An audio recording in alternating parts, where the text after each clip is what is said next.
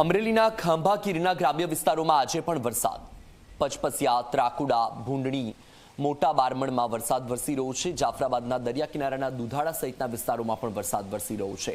દરિયાકાંઠા અને ગીરના ગ્રામ્ય વિસ્તારોમાં વરસાદી માહોલ છવાયો. ખંભાગીરના ગ્રામ્ય વિસ્તારોમાં ચોથા દિવસે પણ વરસાદ વરસ્યો.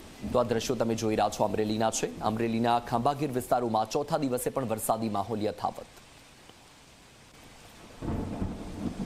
અમરેલીના ધારીગીર અને ગ્રામ્ય વિસ્તારોમાં ધોધમાર વરસાદ વરસી રહ્યો છે. વહેલી સવારથી ગાજવીજ સાથે મન મૂકીને વરસ્યા મેઘરાજા. ધારી શહેરના રસ્તા પર પાણી વહેતા થયા. ગીગાસણ, દલખાણિયા, કુબડા, શિવડમાં વરસાદ વરસ્યો.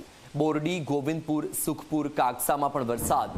ગોવિંદપુર ગામની સ્થાનિક પિલુકિયો નદીમાં પૂર આવ્યું છે. પિલુકિયો નદીમાં પૂર આવતા નદી પરનો ચેક ડેમ ઓવરફ્લો થયો. તો અમરેલીના ધારીગીર અને ગ્રામ્ય વિસ્તારોમાં વરસાદી માહોલ છવાયો છે. વહેલી સવારથી જ ગાજવીજ સાથે મન મૂકીને મેઘરાજા વરસી રહ્યા છે. તો આ દ્રશ્યો તમે જોઈ રહ્યા છો અમરેલીના છે.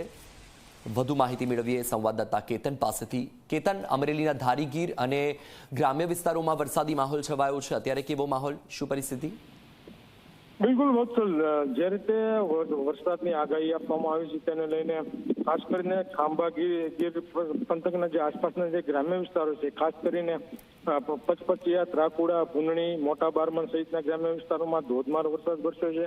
તો કોસ્ટલ બેલ્ટની વાત કરું તો કોસ્ટલ બેલ્ટના જાફરાબાદ દરિયા કિનારાના દુધાળા ગામના આસપાસ સહિતના જે વિસ્તારો છે તેમાં પણ વહેલી સવારથી વરસાદી માહોલ જામી ગયો છે. ધારી અને આસપાસના જે ગીર વિસ્તારો છે, ખાસ કરીને ગીગાસણ, દલખાણિયા, કુબડા, શિવડ, બોરડી, ગોવિંદપુર, સુખપુર સહિતના જે ગ્રામ્ય વિસ્તારો છે તેમાં ધોધમાર વરસાદ વરસ્યો છે. ગોવિંદપુરની જે સ્થાનિક નદી છે, પિલોકિયો નદી, તેમાં પણ પૂર આવ્યું છે. આમ ક્યાંક ને ક્યાંક વરસાદ સારો થતા ખેડૂતોમાં ખુશી જોવા મળી છે. જી બિલકુલ, માહિતી બદલ આભાર. તો આ દ્રશ્યો તમે જોઈ રહ્યા છો અમરેલીના છે. અમરેલીમાં વરસાદી માહોલ છવાયો છે તો સ્થાનિક નદીમાં પણ પૂરની સ્થિતિ.